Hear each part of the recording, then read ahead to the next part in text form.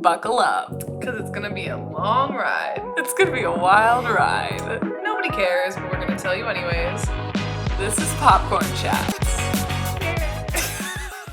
We used to do a pre-show. Yeah, that's botched. Yeah. I mean, no one's fucking showing up for that. And also, like, we don't have a lot to say on there. And I need to, like, get my shit together and start doing more live reaction shit. I'm going to watch The Hunger Games without you if you don't want to watch them for a whole day. I did want to watch them. Okay, because I still very much want to. And then I saw this video of someone she made us crying Wrapped. She kept track of everything that she cried about this year and how many times. And she cried like 113 times over The Hunger Games. And I was like, fuck. Dude, I want to do this is kind of unrelated, but I want to do an episode about ships. Like our favorite ships. Oh, I love that. And shows. Oh my God, wait, I'm going to jot that down on our little schedule. Okay. Not that, like, we have time for it right now, but... And I mean, we don't even really need, like, a 2-year anniversary episode. Like, if we don't have anything to really talk about. Yeah, we could, yeah. Yeah, I don't know what we're going to do for that. We need to kind of come up with a plan for that. Are you ready? Yes. Wow, I have one note. What's up, everybody? Welcome back to Popcorn Chats. I'm Katie. I'm McKay. And this week we are talking about the book-to-movie adaptation, The Hating Game, starring Lucy Hale and another man that I don't know his name. But we know Miss Lucy from PLL, and shocker, her name is Lucy in this. I feel like... His name is Austin Stowell. Okay, give it up for Austin Stowell, everyone. Like, Austin, a little stiff, but... Wait, who was the one from the Duff that we thought? Robbie Amell. Okay, so we thought that Robbie Amell was going to be in it. He was supposed to be. He would have been perf. He would have been perf. He was my Josh Templeton. But Lucy Hale, you said, was your Lucy in... Yeah, when I saw that she got casted for that, I was like, that's literally perfect. Yeah. And then when I saw Robbie Amell, I was like, that's also literally perfect. Yeah. Damn, I would like to see an alternate universe where that would have worked out. Mm-hmm. But yeah, Lucy is just a very Lucy-looking person. Mm-hmm. She's very petite. Mm-hmm. Big eyes, doll looking. Very doll-like, yeah. Like a little doll. Yeah, so we love doing this type of thing where Michaela has read the book, loved the book, and then we get her reaction on the film adaptation. Here's the thing. I think maybe Paz Katie would have been more entertaining to listen to on this, depending on your sense of humor. Mm-hmm. But I probably would have shit on this movie more than I will be today. I was kind of waiting for you even while we were watching it to shit on it. I was waiting for you to turn to me and, like, roll your eyes, but you didn't. You, like, seemed to at least be, like, entertained by it. It's weird. You know, lately, like, I've just been, like, the other day, Corinne had on the Sex Lives of College Girls or whatever. And I was, like, sitting through it, and I wasn't, like, really saying anything about it. And then she was like, do you want to watch the next episode? And I was like, no, this is a horrible show. Like, this is horrible. And she was like, well, you didn't say anything. And I'm like, yeah, because I'm not, like, I'm just watching it, and I'm taking it in for what it is. Yeah. But, like, it's bad. Yeah. Like, whoever wrote this can't fucking write dialogue for shit. Yeah. Well, we found out that there were lesbians in it, so then we just watched all the lesbian scenes. And even those were priorities. Horrible. I was like, who the fuck is writing this? Not a gay person. Not a gay girl, that's for fucking sure. Because this is botched. Garbage. But anyways, I don't know. I just kind of am trying to live in the moment and appreciate things for what they are. And was this amazing? No. But we had fun watching it together. Yeah. This is the type of movie that I love watching with you. Yeah, because it's just, like, we can kind of make fun of it, but it's not, like, so bad where we're not enjoying it. Like, we're enjoying ourselves, we can kind of poke fun, but we're also like, that was actually cute, that was funny. There's a spectrum. Yeah. Like, Kissing Booth is unenjoyable to watch. Like, that brought us to fucking tears. That's how bad it was. That was our villain origin story. That and Radio Rebel, like, watching those back to back. Oh my God. That is not this. This I put in the category of, like, after 50 Shades, where they're, like, cringy, not great movies, but I thoroughly enjoy watching them. Right. So it's like, does that make it a good movie? Because, like, my enjoyment level, then, like, maybe. Like, critically, no. But enjoyment level, yes. Yeah. 100% agree. And I knew going into it. I did not go in. I only went in with the expectations that I wanted to see my favorite scenes from the book into the movie. I did not go in there with high expectations, like House of Gucci, The Last Duel, like that kind of level of cinema, which is what you need to have that mindset going in. But that's what I want to talk to you about, like your feelings about how it was adapted. Yes. Into a film. Yes. Check in. How's it going? I was having a bad day, and then Katie and I made these fun plans for this week, and now it's a good day. Or like ending on a good note. It's more just I was annoyed because like I did like 3 hours working on this one project, and then I was like, can you look at this to make sure I'm on the right track? And it was like literally no. And then it was like, so all that work was just for nothing. And I was like really proud of it. Like I finally felt like I was doing a good job. And then I was not. Then when the afternoon hit, I was just like, I'm just like done. Like I was just frustrated. I'm like, I just need to like not work on this for the rest of the day. So then I worked on some other work. But I'm just like, now I'm just kind of tired. But it's Survivor finale week. Very exciting. Interested to see how that plays out. And yeah, that's already tomorrow. Wait, because it's it's Tuesday. Yeah, today's Tuesday. Bless the fuck up. Thank God. And I have a ton of time off of work coming up over the holidays, which I am so looking forward to. That's going to be so nice. Yeah, which I have like because even then when I'm done with working, then I'm like editing or I'm writing or I'm reading is now like kind of part of a job for me. I'm just excited to have some time to like solely focus on that stuff. So yeah that's exciting. Good. Yeah. How about yourself, Katie? How's it going? It's going fine. I started my new job. Today's day 2 of my new job, and I already feel like I'm gonna get fired. I feel like my boss hates me. I'm just constantly afraid, and I kind of had something similar happen to me yesterday on my first day. I was like working on something all day, and I was like, wow, I just feel like so proud of this, and I feel like he's gonna be so happy that he hired me. And I like texted him in the like early part of the day, and I was like, can you just like check this and make sure I'm doing a good job? And he didn't get back to me until like 4. And then he was like, wait, what are you doing? And then I was like, what I thought you wanted me to do. Oh, and he was like, no. And I was like, fuck. So how did that happen to both of us? I know, isn't that wild? When you were saying that, I was like, the same thing fucking happened to me. But it was fine. I mean, it is what it is. But, like, I just feel stupid. I hate, like, the first part of anything. I hate, like, the first week of school. Yeah. I always hated syllabus week. I always hated the beginning of the school year. And I also think, like, the transition from high school to college is so No, it's daunting. Oh, I thought that was so easy. I thought the transition from high school to college was so daunting. I got a C on, like, my first college exam, and I was like, I'm gonna fucking kill myself. Like, I'm not cut out for this. And then now, like, my transition from, like, college to the real world is also kind of, like, scary. But it's fine. And, like, yesterday, I don't know, I was on, like, a call with him late at night because, like, he's in a different time zone than I am.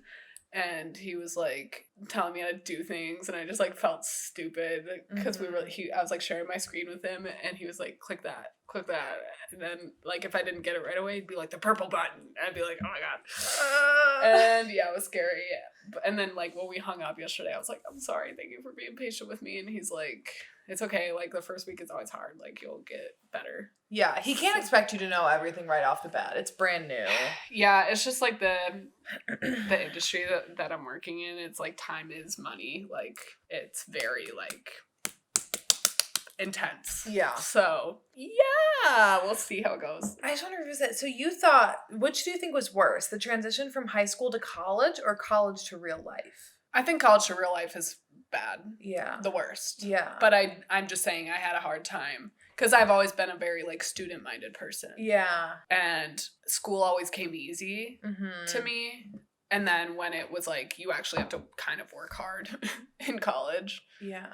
I was like, oh, fuck. Yeah. Like, you have to study. I just am used to showing up and knowing the answers. Because I like, listened in class. Study. But also, like, I think I cared about my grades maybe less than you did. Yeah, I don't know. And then... I don't know. I found the transition into college actually really easy.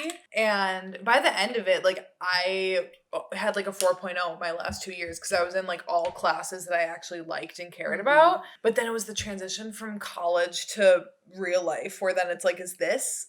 I think it was more of, like, an existential crisis. Yeah. It wasn't, like, just the workforce part of it. It was, like, is this literally my life now for, like, ever and ever? Yeah. Like, I feel like it was more a life transition. Yeah. Like, because, yeah, for me, like being such a student all my life and like doing well in that regard and always having that like you turn something in and you get a good job on it right away. Like when that's taken away from you, it's like, where's my self-worth? Yeah. You know? You're not telling me good job. Yeah, you're not saying good job. Even now, like even in the workforce, it's kind of like that isn't always a thing where you're getting praise or like getting feedback and it's just kind of like, if my bosses don't say thank you, I think I'm getting fired. Right. Like I think it's like it's like a generational thing. It's like, okay, you like don't always need to be like thanked for your or like patted on the back. But then also I think it's the fact of being like men and women. Like I just always need to feel like validated that I'm doing a good job. And I don't think that sometimes they realize that like if they don't even sign off with like a little thank you,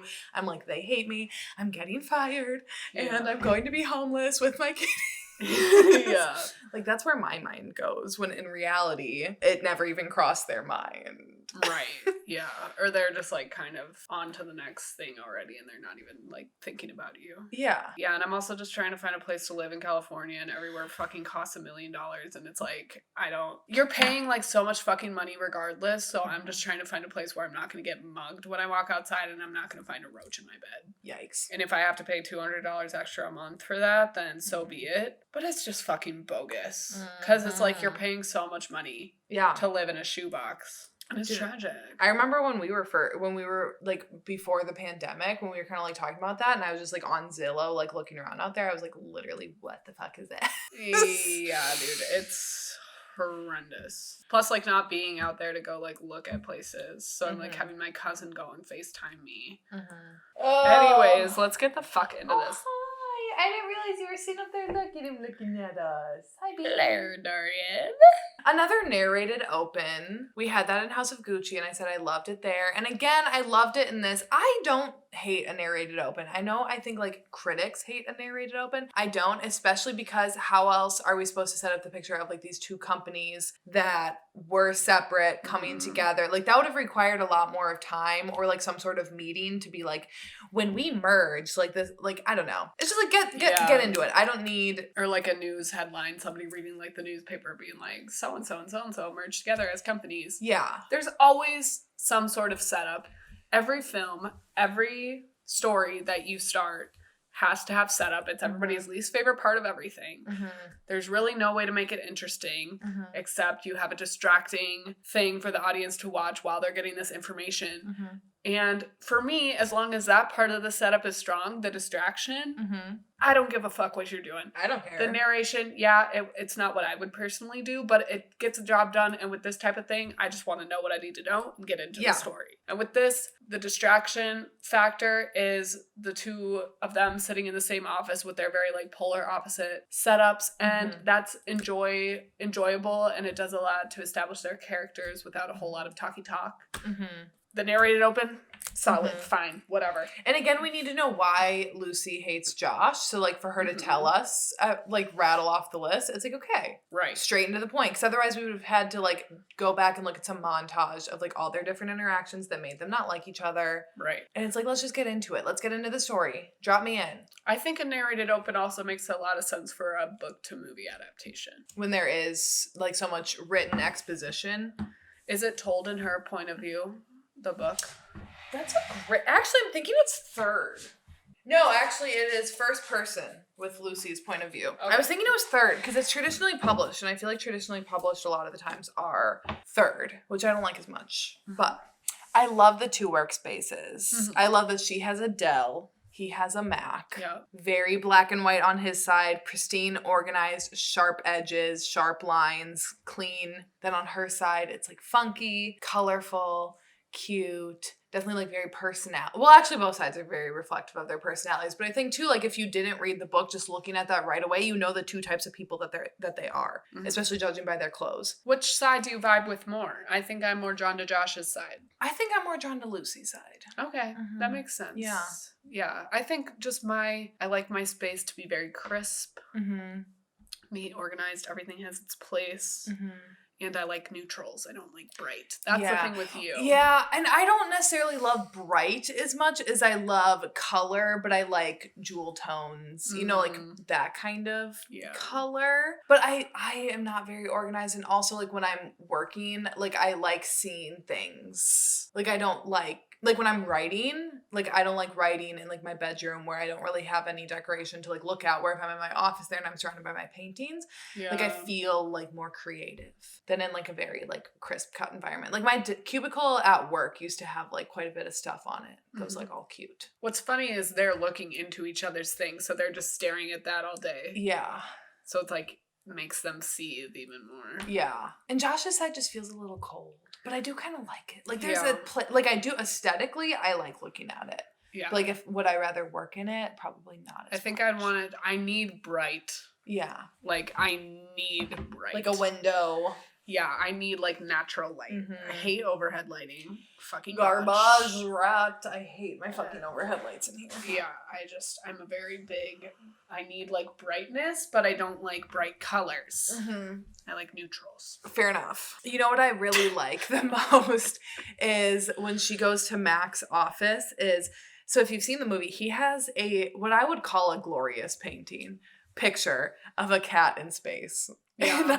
And I want that. It's just like paws on the thing. I think it looks so cute. I loved that. Yeah, that and was again, a very like you thing. Showing his personality. When like, did I really care about him? No, but he is like a semi-key side character. Yeah. It's like, again, you got to show a little bit of something with him. I like how he wasn't scorned and he wasn't bitter. Yeah. And he just kind of rolled with the punches. I loved when they were walking on the bridge and then he said, so just like to make things clear, like there's nothing here. And she just kind of went like gave him a nonverbal cue. And he picked up on that and he was like, say no more, we're all good. Amazing. Men, take notes. Thank you. Yeah. Pick up on nonverbals. Let's not ruin our friendship, but this is the vibe. We both feel it. Let's not make it awkward. Let's just pick up where we left off in the friend area. 100%. I liked him. I did too. He was fine. Yeah. He was fine. Yeah, he was like fine, you know? Yeah, and that's the same way that Lucy felt about him. She loves him as a friend, and when they kissed, she was like, that was fine. Yeah. No sparks. Lila Mac. Yeah. You gotta go with who's giving you the sparks, who's giving you the butterflies. We love this trope. I mean, enemies to lovers. Shut the fuck up. That's Michaela's shit right there. It's a god tier trope for me. I love enemies to lovers so much. Because there's that thin line between hate and love, and even like I think they talk about that in the movie. Like there's that very thin line, and I love seeing that like step over it because it's like it's a very then easy jump for me to going from hate to love. And also if they don't hate each other, like I love the tension and I love the like frustration and angst that's built within this trope. Yeah, I think the fine line between like hate and love is kind of created by obsession. A lot of times when somebody hates, like I get really annoyed with people who hate a certain person so much because they talk about them all the time. Yeah. And I'm like, are you actually a fan? It's like, it sounds like you are obsessed with them actually and that you know everything about them and you sound like an obsessed boyfriend or girlfriend in a honeymoon phase. I totally agree. It's like very similar. Yeah. It's like people online who just like make content hating on like a person or something.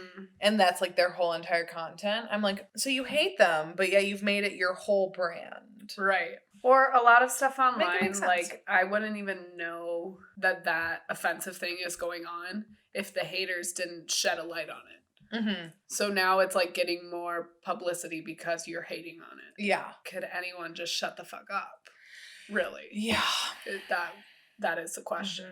But no, I love that concept of the line between hate and love when it is crossed and the tension that is built up towards that. I think this film does such a good job of building that tension up. Yes. And then when it's finally crossed, that passionate love moment is very satisfying and titillating because it's like, I hate you, but I love you sex, not just I love you. Yeah. It's like makeup sex, but they've just been fighting their whole lives. It's hard to describe, but it works, baby. We didn't even do standout star and standout scene. Sorry. No, we just got ahead of ourselves. Yeah. Standout star. Who's your standout star? I think Josh. You fucking kidding. Really? I like him. Wow. Okay. He is hot. That was a great ass shot. I'm like, was that an ass double? Or was that I don't know. Maybe that's why they switched the actors when what's-his-name took off the towel. They were like, this isn't it. Let's reshoot the whole thing. Also, that was like a very clean butt. Yeah. Like men's asses are not normally so hair free. Lucy's reaction to his no towel body was funny. A vibe. Yeah, good for her. Can't blame her. He was hot. Okay. Why are we fucking frozen again? Oh. This always fucking happens. Literally Lilas. Also, kitties, did someone else just also shit? Yeah. I think that someone just shat. That's why. Okay, I think my standout star is Lucy. I feel like she so embodied the character and was like exactly what I pictured in my mind, that I think she just like fit so well that made my overall enjoyment of her so high. Yeah, I think the reason why I like Josh so much is because I didn't have the book to go off of, whereas you did. Yeah. And he didn't fit as well for you said. Yeah, not as much. Yeah. I felt like he was a little too, like, frat guy-ish and not enough, like, just brooding, big kind of guy. Mm-hmm. Like, he had more charisma than I felt like Josh had. Like, Josh was a little more, like, deadpanned in the book. Okay. And he wasn't as much in this, which, like, I get it. It makes sense. You need, like, someone to maybe be a little more charismatic on screen. Right. Where in the book, that, like, dead kind of sense of humor translates more, I guess. I kind of got the sense that, like, once they started going for that job, he kind of upped the charisma game to try to get people to like him more. Yeah. Where, like, he never tried to, like, get people to like him. But yeah, I think that is a case where, like, you not reading the book enhanced your view of him, where that kind of, like, what would it be? Why can't I think of a word? Like, took away from. Took away. Took away from my viewing enjoyment of Josh. Where, like, Lucy, I felt like just spot on. Here's the thing. In the book, my standout scene was the paintballing scene. Mm-hmm. I loved that scene in the book because they really, like, truly, there are, like, absolutely no vibes between the two of them up until this point, and, like, they fully, like, hate each other still. But then in the book, Lucy, like, starts getting shot at, and then Josh, like, pushes her up against a tree and covers her with his body and, like, takes all those, like, paintballs. And that is, like, the first time where it's like, like, he does kind of like her. And I felt like in this, we had already kind of gotten the sense that, like, he was into her. Yeah. That it didn't seem as, like, of a moment. And also, I just thought the paintballing scene overall was kind of, like, not as good as what I pictured in my head. Mm-hmm. So, like, standout scene in the book was the paintballing scene. But I really loved, like, the times at the wedding. Like, I loved her telling off the dad scene. I loved that with them. I loved them checking in. Why was our standout scene actually not Jeffrey? the hotel guy. Oh my god. I did love their scenes, like, at the hotel when they were, like, checking in, getting into the room, like, their times there. I forgot about him, Michaela. Yeah. He was so, like, out of nowhere weird. For no reason. Yeah, for no reason. Why was that a thing? That's so funny. What was yours? I did really like her telling off the dad. And I like the sex scene. Mm-hmm. And could have been spicier in my opinion, but it's fine.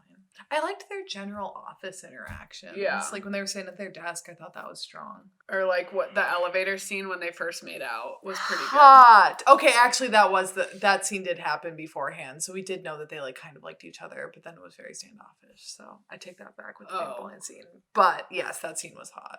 She gets shot at paintball and then she's throwing up. That kind of reminded me of Fever Pitch. Remember when Drew Barrymore is throwing up and Jimmy Fallon is taking care of her. Yeah. And she like doesn't even know his name. But it's kind of just like, why are you taking care of her when you hate her, supposedly? Yeah. You know? And it's just kind of like when men really like someone, then they're like, I'm gonna take care of you. And that's sweet. I love that trope. Yeah, because it's traditionally like the women are the caregivers, but it's nice when like men step up to the plate and do it. Yeah. We love a guy with daddy issues. Yes. Lucky for you. We kept singing that. We kept singing that song. But like, I like his, you know, little past, his story arc of being always kind of behind his brother, and then we find out the extra layer that his ex-girlfriend left him for his brother. That is so awkward and unfortunate.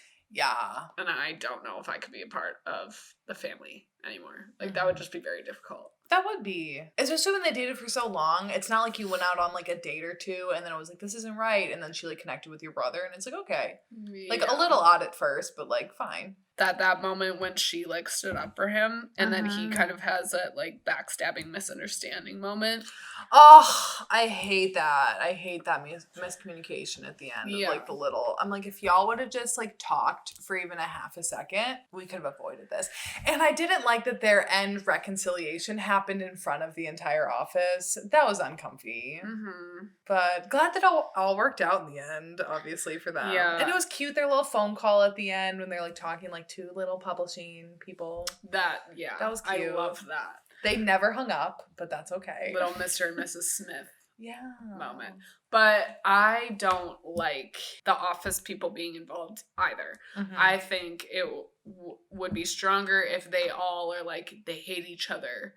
And not this weird, like, mom and dad are fighting, like, weird shit. And then them being like, there's no vibes with you guys. Like, I think it's better when it's secret. Yeah. And no one knows about it. And it honestly should have been kept a secret until the very end. And they never, like, kiss in front of anybody. Yeah. And then, like, he's like, I accepted she comes into work. His desk is all packed up. She's like, what the fuck? She's like, what? She sees, like, catches him, or her whatever person, her supervisor tells her that she got the promotion. She sees him, like, walking out with a box of his stuff. She runs outside. And then they have their reconciliation moment outside where he tells her he accepted a job. Yes. And then he tells his boss to go fuck himself. And then they make out 100%. In front of no one else. 100%. And it's just for them. And then they have that phone call later. I would have loved that.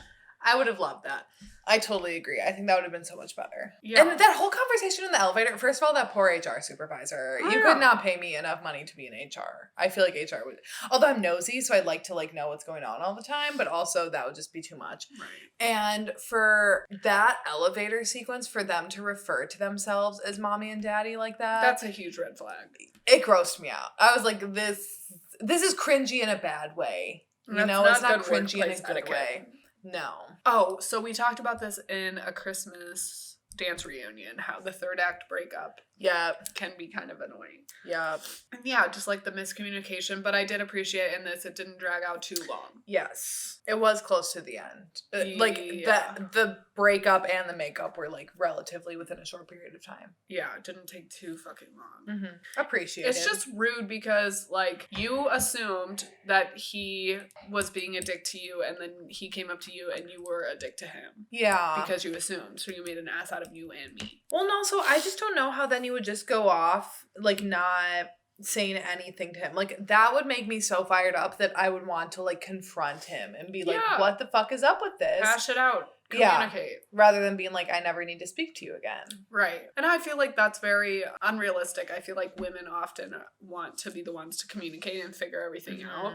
And men hate communicating in emotions and they're just like, well, can we just be done and drop it? Yeah. Dude. It's like, well, I need fucking closure or I'm gonna go insane. Yeah.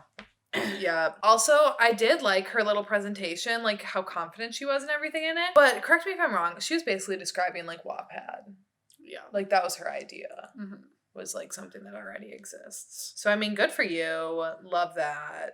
Can we talk about the other standout star of this film? Sure. The wardrobe. Yeah. Killed it. Yeah. Every outfit I want. It would look like Lucy's garbage on me. Yeah. But it looked so cute on her. She'd be one of those actresses that's very fun to dress up. Yeah. I remember the stylist on Pretty Little Liars said that she was her favorite to dress because she could like have the most fun with her clothes because of like the character in general, but also the fact that Lucy Hale looks good in like literally everything. Yeah. It's like all the stuff in stores. It's like made for people like her. And that's like 1% of the female population. Yeah. So Olivia and I watched this again the next day because then Olivia hadn't seen it after we had, so I watched it with her. Olivia turned to me and she's like, she has a perfect body because she has like a big butt, good sized boobs, and then she's like proportional. And then like her face is just stunning. Like she has big eyes, big lips. Her hair is great. Like really Lucy Hale. It's just, again, I don't really think it's fair. Some people just fucking have it all. Some people got just tweet favorites. That was like, remember when this was the peak of fashion and it was the 4 girls from Pretty Little Liars. Dude, that was the fucking fashion. I know, when it's just like, that's what like Maurice's used to be. Like everything in that store. Yeah. And like buckle and all that shit. It's just like looking at it now, it's like, that is fucking hideous. Like I would not be caught dead wearing anything. No. But watching Pretty Little Liars, like, I can look at that and I'm like, that was the fashion. Like, it's kind of like in Gossip Girl. Again, you're watching that and you're like, is that fashionable now? No, but that was the moment. Yeah. And, like, I can appreciate it for what it was. And that's what it's like nostalgic because that's what every store looked like back then. Yeah. This movie also made me want to be a short woman because Josh picked her up so many times. And I told Katie, I'm like, I will never have that happen unless if I date Sasquatch. So that's unfortunate for me. You know, I loved their size difference in this. It was just cute. Yeah. I like seeing her being like itty bitty and that he's this like big tall dude. So it has been a long time since I've read the book. I probably read it like 2 years ago. They did, for what I can remember, it did a good job of adapting like a lot of the iconic scenes, even though like the paintballing scene in this wasn't necessarily like my favorite, they still had it in there. They had like Josh taking care of Lucy when she got sick. They had like the office moments. They had the wedding. Like all of that stuff carried over from the book, which in the elevator and the date, like everything like that was all in the book, which I appreciated because especially I think a movie like this, it's a rom-com, which is marketed towards women, and it's based off of a romance novel, which is marketed towards women. So it's like your audience is a high crossover ratio within that. Like I know on my book Instagram, every single person that I follow was posting about watching this movie this weekend. So it's like you brought all of those book people to it. I like that they kept it pretty on brand for that and like tried to make sure that it stayed decently close to it for those audiences. Yeah. Which I like.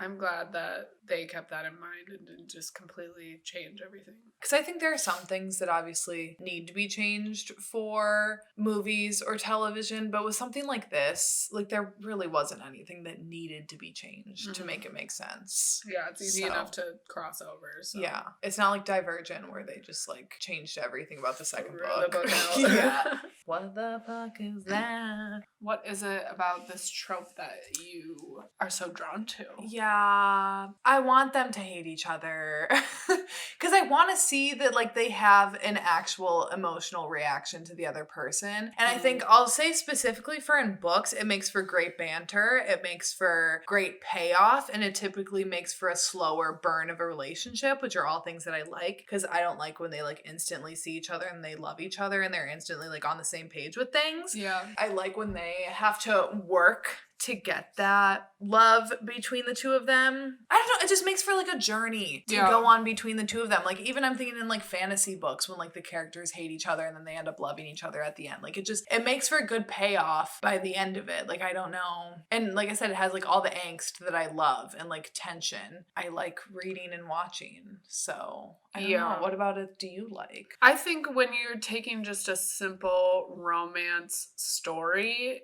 like you said, it's more entertaining to watch them go on this journey from hating each other to then being in love with each other, rather than it being love at first sight and then they overcome other stupid ass obstacles. Yeah. So like what? If they just take away the hate aspect of their relationship, so they show up, they're two assistants to these people and they just get to know each other. Right. Where's the fun in that? Yeah.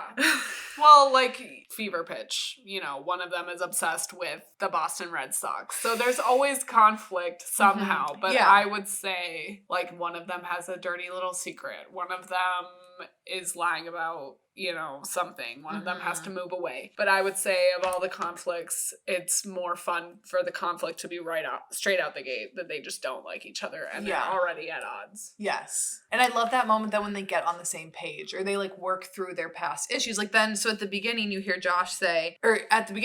Lucy say, and Josh fired all of my work friends. Yeah. So you hear her being like angry about that and you're like, that's a good reason to hate him. Like that makes total sense. Like if someone came in and fired you, I'd be like pissed. Yeah. But then at the end, when then she's like, he reduced 33% of our workforce so that way 200 other people could keep their jobs. Yeah. So then it's like she's changed her mind around the framework to being like, while yes, that's unfortunate that they had to go, I also got to keep my job and 199 other people did because he did that. So again, you're seeing that like change in opinion. So when you see her kind of get on his page a little bit, that like does something for the story. And it's like you grow to understand the other person, which when you're hating somebody, you understand them in a way, but you're just like picking everything out to fuel your hate. But then it's believable that it turns to love because you're studying this person so hard. Yes. And then you're like, reframing. Oh my God. I just remembered something totally off topic, but yes. Another big thing that I know a lot of people were at first like pissed about Lucy Hale's casting because her eyes aren't blue. And I was like,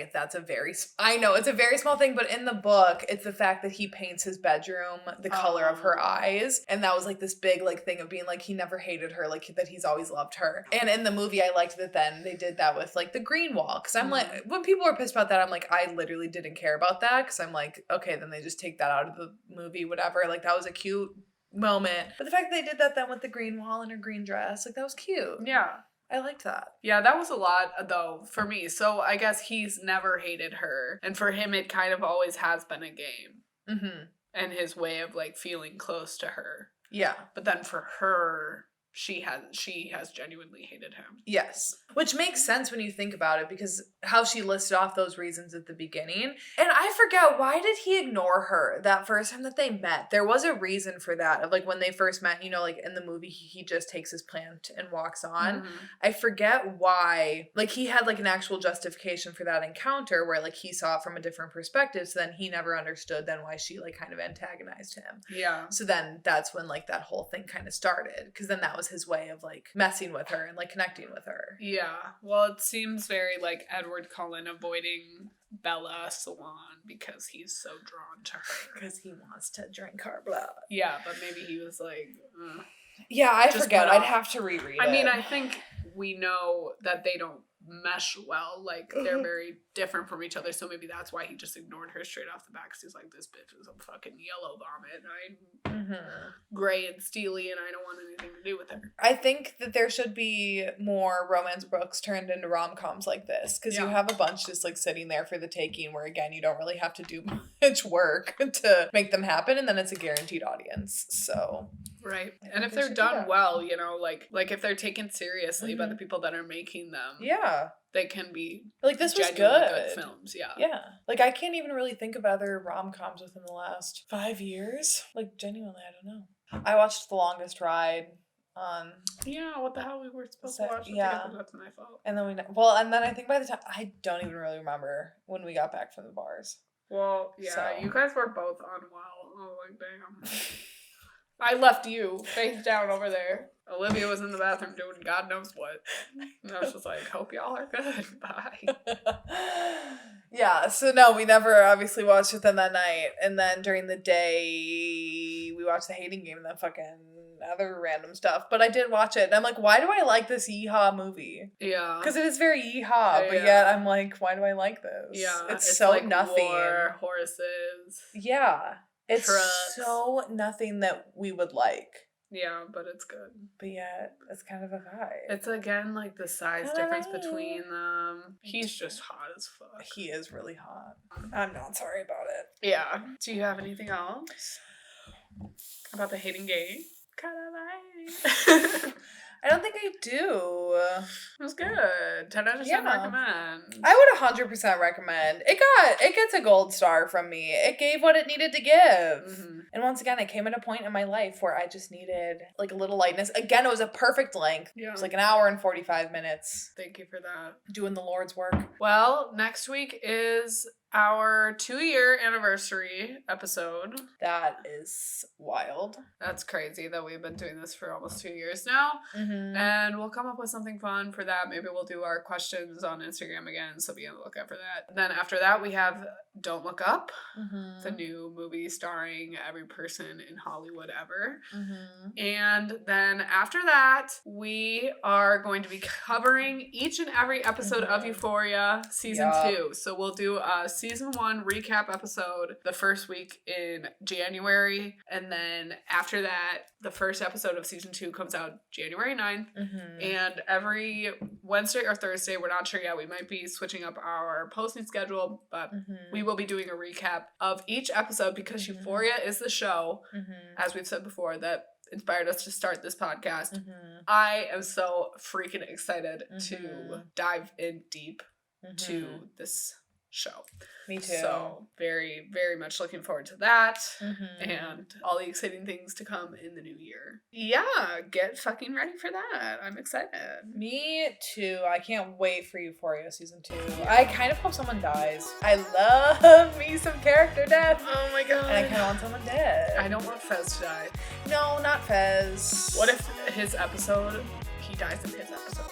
That would wreck me. I don't want him to die, but also I could see him dying.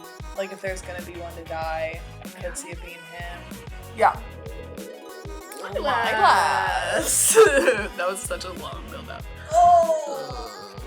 My glass. Look at you.